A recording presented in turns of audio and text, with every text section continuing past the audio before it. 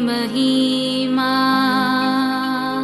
यीशु प्रभु जी गाते आते हैं तुझ पास, जीवन जल के प्यास एक ही तो है आस,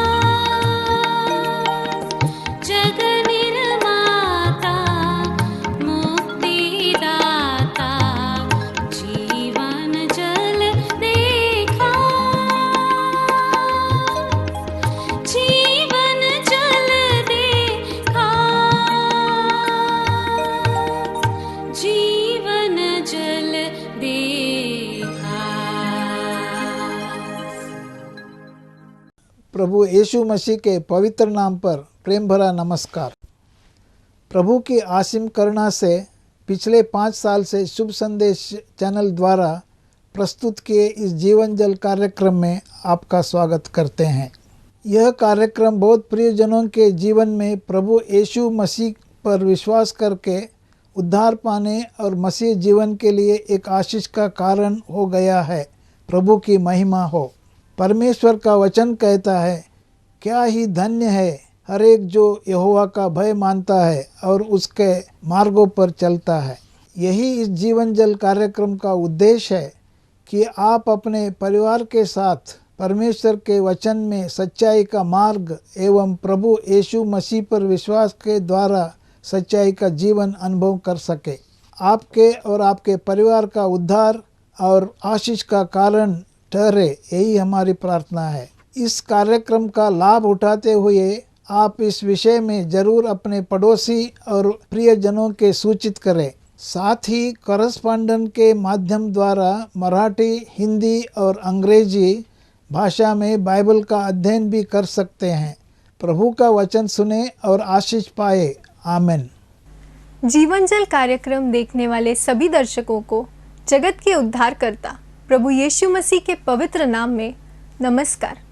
यूहन्ना अध्याय 7 और पद 37 में पवित्र शास्त्र वचन में ऐसा लिखा हुआ है, यीशु ने लोगों को पुकार कर कहा, यदि कोई प्यासा हो तो मेरे पास आकर पिए। जो मुझ पर विश्वास करेगा उसके हृदय में से जीवन के जल की नदियाँ बह निकलेंगी। क्या आप जीवन में प्यासे हैं या सच्चाई की तलाश में हैं? प्रभु यीशु मसीह आपकी प्यास को बुझाना चाहते हैं, आपके सवालों के जवाब देना चाहते हैं। तो आइए आज परमेश्वर के संदेश को सुनने से पहले अपने मनों को तैयार करें और इस मधुर संगीत का आनंद उठाएं। ओ कलवरी, ओ कलवरी, प्रेम की धारा ओ की गिरी, प्रेम की धारा ओ की गिरी।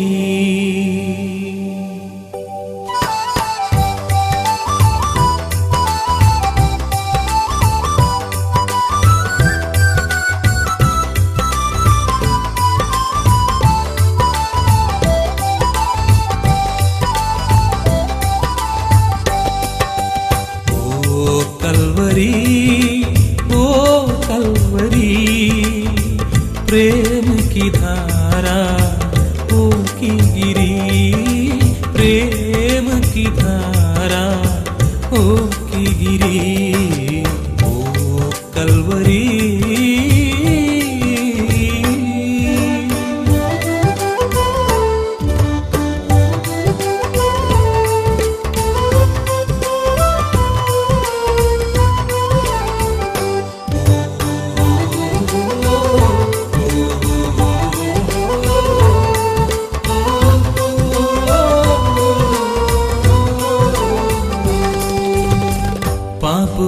जीवन जब तूने देखा, आया तू खातिर मेरे लिए।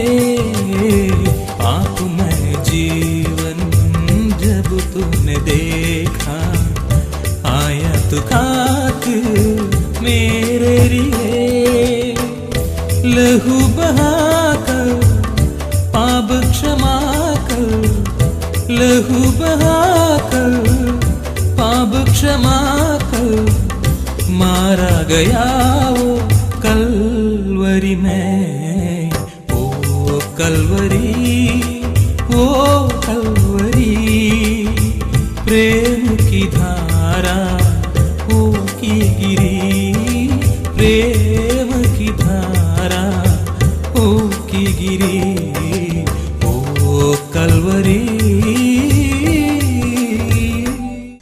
जीवन जल कार्यक्रम देखने वाले सभी प्रिय भाई बहन बुजुर्ग बच्चों के सामने मैं अपना हार्दिक अभिनंदन नमस्कार कहता हूँ। प्रभु आप सब लोगों को आशीष दे जो आज जीवित परमेश्वर का वचन सुनने जा रहे हैं।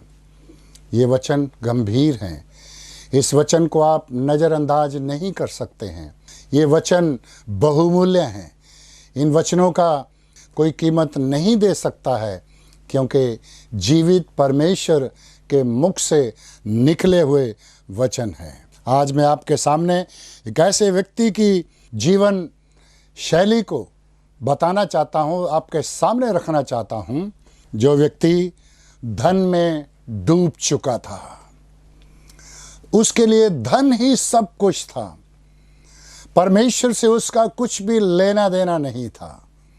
न तो वो परमेश्वर के बारे में सोचता था और न ही उसे डरता था, न उसकी भावनाएं उसके मन में थी।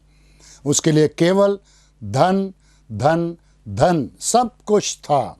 लेकिन सांसारिक संपत्ति इस संसार में सब कुछ नहीं है।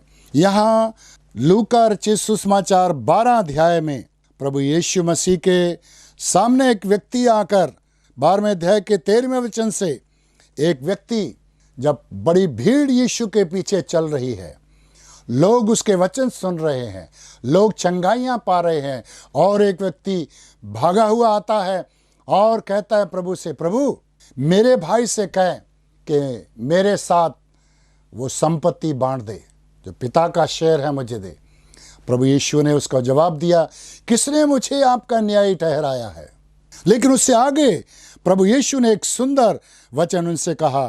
15 वचन में लिखा है, और उसने उनसे कहा, चौकस रहो, सावधान रहो, हर प्रकार के लोभ से अपने आप को बचाए रखो, क्योंकि किसी का जीवन उसकी संपत्ति की बहुतायत से नहीं होता है।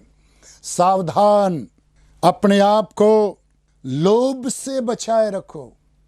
लोभ एक खतरनाक चीज है।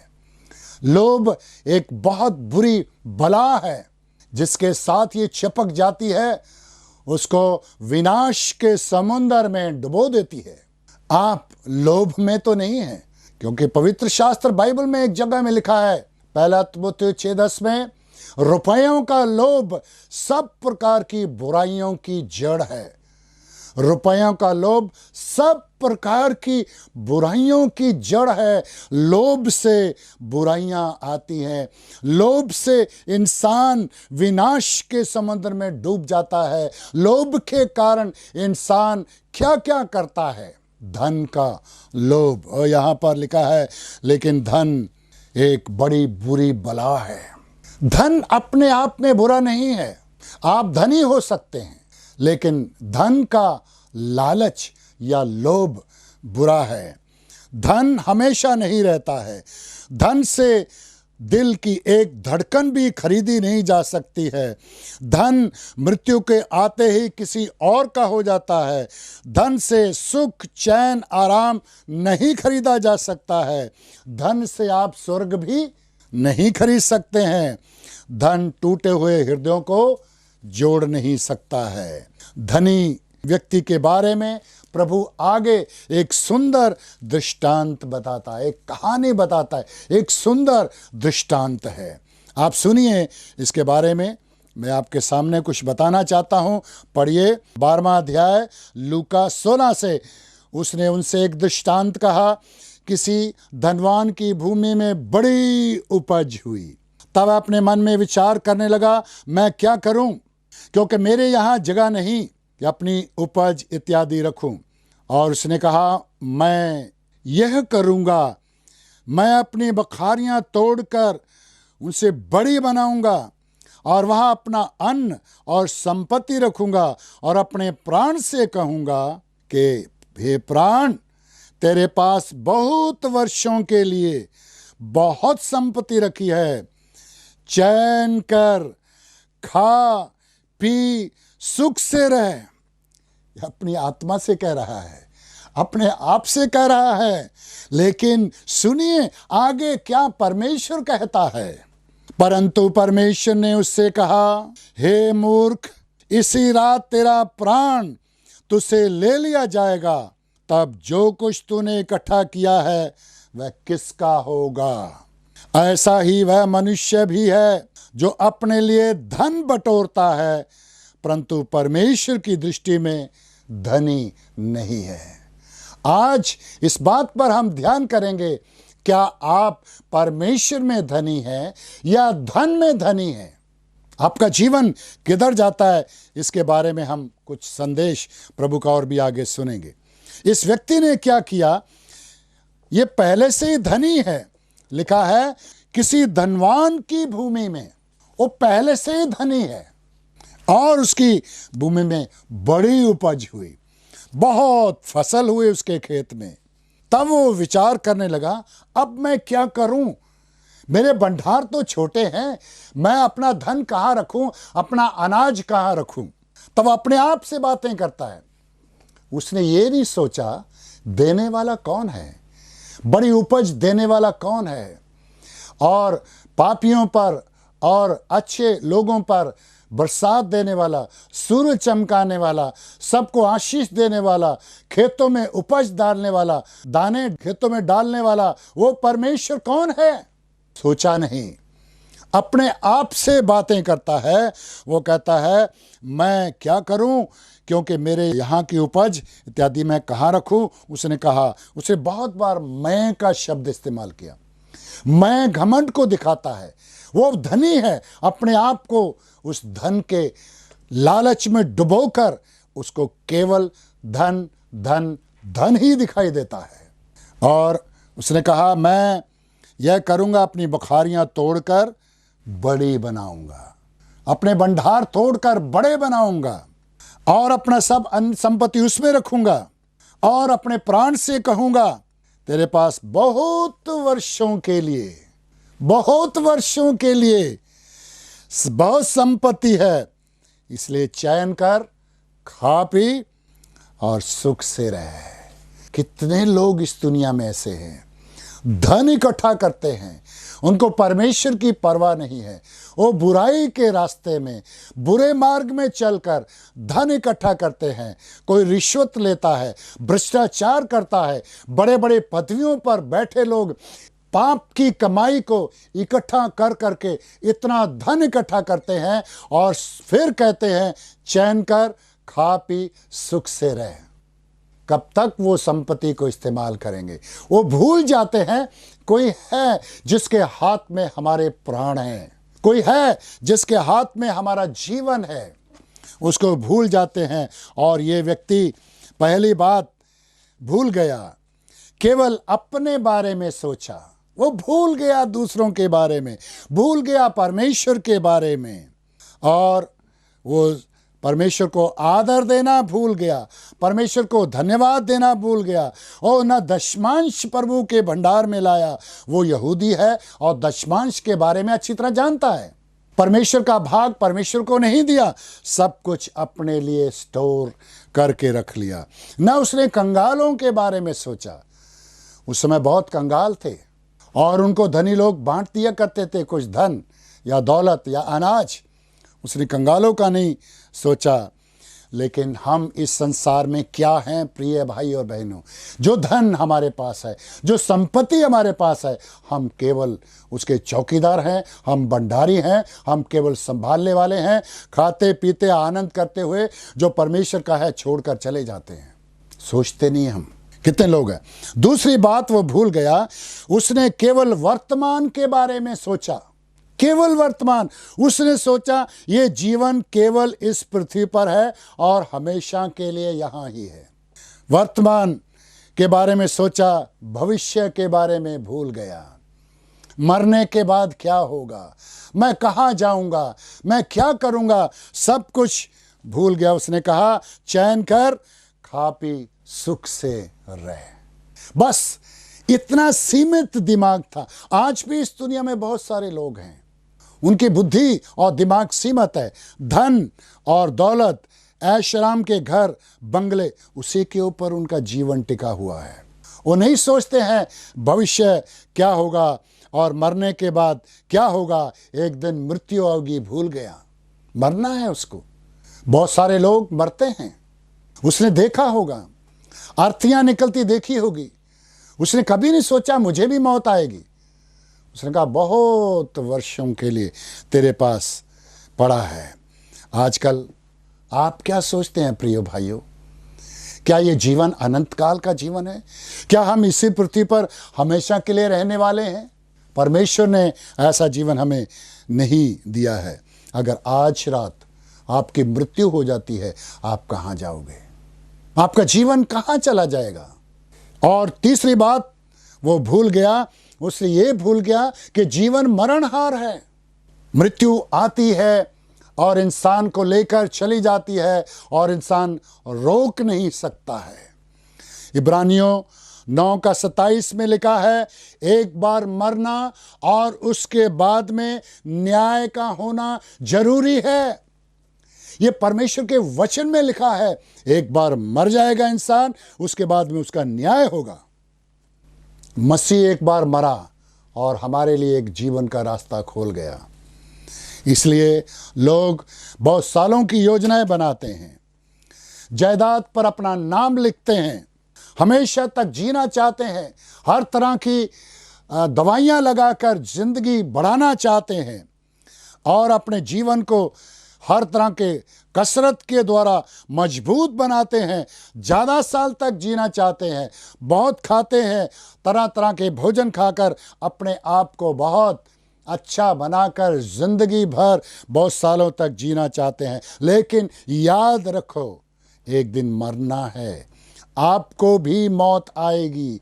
उस वक्त घर वाले रोएंगे, बच्चे रोएंगे, परिवार के लोग रोएंगे, आपकी अर्थी तैयार होगी, सब रोकर बैठेंगे। आपका क्या होगा? आपकी डेड बॉडी जो है, आपका शरीर जो है, वो जला देंगे या दफना देंगे। आपकी आत्मा कहाँ चलेगी? न्याय के लिए परमेश्वर के सामने खड़ी हो जाएगी। और लिखा है कहाँ जाओगे? मरने के बाद दो जगहें हैं। एक रास्ता स्वर्ग की ओर जाता है, दूसरा रास्ता नरक की ओर जाता है। आपकी आत्मा कहाँ जा रही है? क्या आपको पता है इस बात का? क्या आप इस बात को जानते हैं? प्रियो, मरने से पहले ये जानना बहुत जरूरी है। चौथी बात, ये धनी व्यक्ति भूल गया कि जीवन बहुत छोटा है। जीवन बहुत छोटा है, ये भूल गया। उसने सोचा बहुत वर्षों के लिए इंतजार कर रहा है, बहुत साल जीऊंगा, खाऊंगा, पीऊंगा और चैन करूंगा आनंद से। लेकिन प्रभु के वचन में बहुत कुछ लिखा हुआ है। परमेश्वर के वचन में लिखा है कि जीवन बहुत छोटा है। भजन संहिता 144:4 में लिखा है, जीवन एक श्वास के समान है। जैसे श्वास निकला, जीवन खत्म हो जाता है। कितने मुंह में लोग रोटी डालते हैं और रोटी अंदर नहीं जाती, उनके प्राण निकल जाते हैं। कितने लोग इस संसार में ऐसे ही हैं, क्षण भर में उनका जीवन समाप्त हो जाता है। और वचन में लिखा है, ये जीवन ढलती हुई छाया के समान है। अय्यूब 14:2-4 में लिखा है, जीवन एक फूल के समान है, एक घास के समान है। फूल मुरझा जाता है, सूख जाता है, और घास मुरझा जाती, सूख जाती है, लोग काट कर उसको जला देते हैं। ये है मनुष्य का जीवन, जल्द समाप्त हो जाता है, ये लंबा नहीं चलता है। लेकिन मरने के बाद मनुष्य अनंत काल की मृत्यु की तरफ चला जाता है। अनंत काल की मृत्यु। जैसे मैंने पहले बताया, अनंत काल दो तरह का है, एक परमेश्वर के साथ और एक नरक की आग में शैतान के साथ। लेकिन छुटकारा परमेश्वर की ओर से आज भी संभव है, आज भी मिल सकता है। परमेश्वर ने आपके लिए इंतजाम किया है, परमेश्वर ने आपके लिए मार्ग तैयार किया है। वो मार्ग कौन सा मार्ग है? वचन में लिखा है, पहला पत्रस 1:18 और 19 में जब हम पढ़ते हैं, एक सुंदर वचन हमें यहाँ पर मिलता है।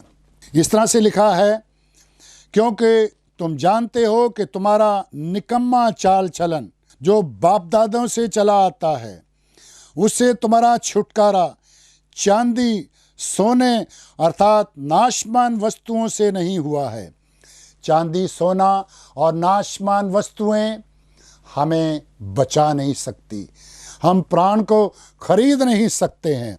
लेकिन आगे 19 वचन में लिखा है, पर निर्दोष और निष्कलंक मेमने अर्थात मसीह के बहुमूल्य लहू के द्वारा हुआ है।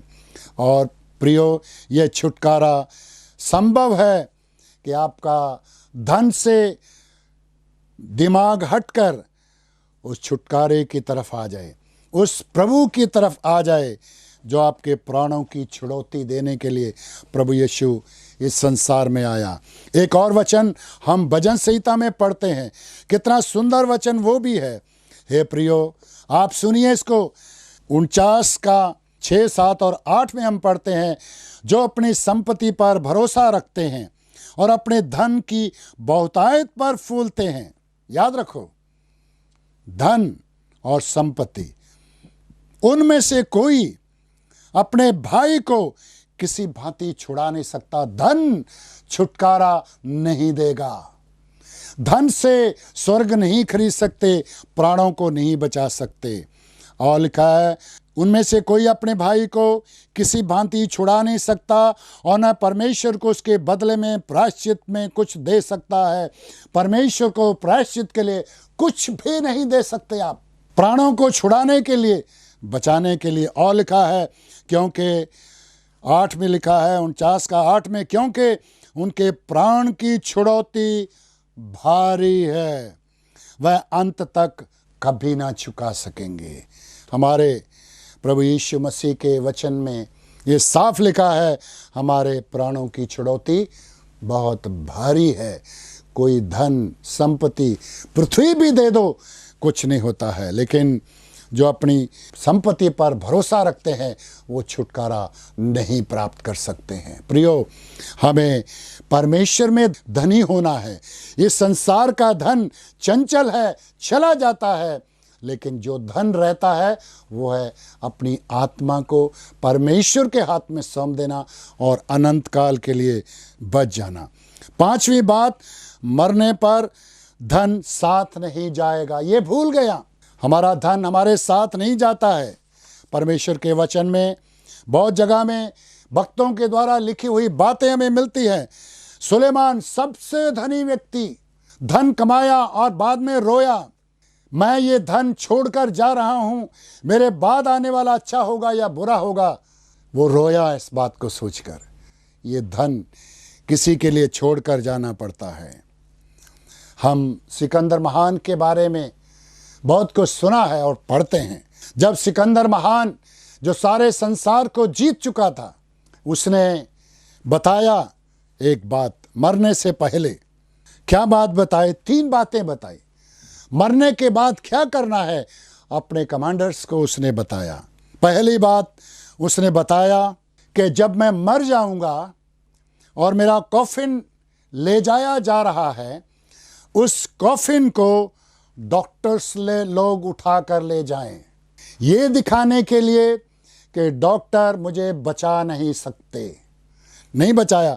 दूसरी बात जो सिकंदर महान ने बताई कि जब मैं जहाँ से मैं जा रहा हूँ, वहाँ से सोना चांदी बहुमूल्य पत्थर, जो धन मैंने इकट्ठा किया है, जहाँ से मेरी अर्थी गुजरती है, रास्ते में बिखरा दिया जाए। ये दिखाने के लिए ये धन ने मेरी कोई सहायता नहीं की। तीसरी बात जब उसने कही और कि मेरे हाथ जो है कॉफिन से बाहर रखना। जो मृत्यु की पेटी है, लाश जिसमें ले जाते हैं, डेड बॉडी ले जाते हैं, मेरे हाथ बाहर रखना। क्यों सर? ये बताने के लिए कि मेरे पास बहुत धन होते हुए भी मैं खाली हाथ जा रहा हूँ। इस दुनिया से आप एक नया पैसा भी नहीं ले जा सकते हैं। जो ले जा सकते हैं वो परमेश्वर के द्वारा दिया हुआ धन जो हमें परमेश्वर की ओर से मिलता है। क्या आप परमेश्वर में धनी हैं? क्या परमेश्वर ने आपको जीवन दिया है? क्या आप परमेश्वर की दृष्टि में धनी मतलब प्रभु यीशु को अपने दिल में ग्रहण कर लेना, प्रभु यीशु मसीह पर विश्वास कर लेना, यही है सच्चा धन। यही है सच्चा धन। बहुमूल्य लहू जिसके द्वारा हम छुड़ाए गए हैं, यह अनंत जीवन देता है। और सच्चा धन यीशु का लहू है जिसके द्वारा हमारे प्राण छुड़ाए गए हैं। मरने के बाद हमारी आत्मा स्वर्ग में चली जाती है। यीशु को दिल में ग्रहण कीजिए, यीशु पर विश्वास कीजिए, यीशु के नाम पर विश्वास कीजिए। यीशु आज इसी वक्त आपको जीवन दे सकता है। आपके प्राण बच जाएंगे। धनी आदमी धन पर भरोसा रखकर उसी रात उसके प्राण निकल गए, नरक में चला गया। लेकिन आप प्रभु यीशु मसीह को पाकर स्वर्ग में जा सकते हैं। और वो प्रभु यीशु आपको बुला रहा है, आपको जीवन देना चाहता है, आपको धनी बनाना चाहता है। क्या आप परमेश्वर में धनी हैं? इसलिए जैसे हमने वचन में पढ़ा था, उस मनुष्य के समान है जो परमेश्वर में धनी नहीं है। ये व्यक्ति परमेश्वर में धनी नहीं था, नरक में चला गया। लेकिन आप आज संसार के धन को छोड़कर आप पिता परमेश्वर में धनी हो सकते हैं। उसको पर विश्वास कीजिए, प्रभु को दिल में ग्रहण के लिए एक छोटी सी प्रार्थना आप अपने मन में कीजिए। केवल इतना बोलिए, हे प्रभु यीशु, मैं पापी हूँ, मुझ पर दया कर, मेरे पाप क्षमा कर, अपने लहू से मुझे धोकर पवित्र कर। मैं तेरे लिए जीना चाहता हूँ, यीशु में धनी होना चाहता हूँ, परमेश्वर में धनी होना चाहता हूँ। प्रभु मेरी सहायता कर। प्रभु आज इसी वक्त आपकी आत्मा को बचा लेंगे, तब मौत भी आ जाए आपको डरने की आवश्यकता नहीं। प्रभु आपको आशीष दे। और बहुत सारा वचन जो आपने सुना है उस पर ध्यान करके प्रभु को दिल में बुलाइए, विश्वास कीजिए। प्रभु आशीष दे। अगर परमेश्वर ने इन वचनों के द्वारा आपसे बात की है और आप इस विषय पर अधिक जानकारी प्राप्त करना चाहते हैं या किसी भी प्रार्थना के विषय को बांटना चाहते हैं, तो निस्संदेह हमसे संपर्क करें। हमारा पता Jeevan Jal Navbhavna building 422 SVS road, post box number 19161, Prabha Devi, Mumbai 400025। प्रार्थना एवं मुफ्त बाइबल करस्पॉन्डेंस कोर्स के लिए हमें संपर्क करें। अपना नाम और पूरा पता तुरंत SMS करें। Mobile number 7710651115, landline number 02224221842, email ID gospelbroadcast@yahoo.com, web address www.lwgb.org, YouTube address Jeevanjal TV@YouTube। Jeevanjal कार्यक्रम को हर सोमवार और बुधवार शाम 6:30 बजे और हर शनिवार रात 9 बजे आप इसी चैनल पर देख सकते हैं। और Living Waters English programme Good News channel पर हर शुक्रवार शाम 6:30 बजे देख सकते हैं। धन्यवाद।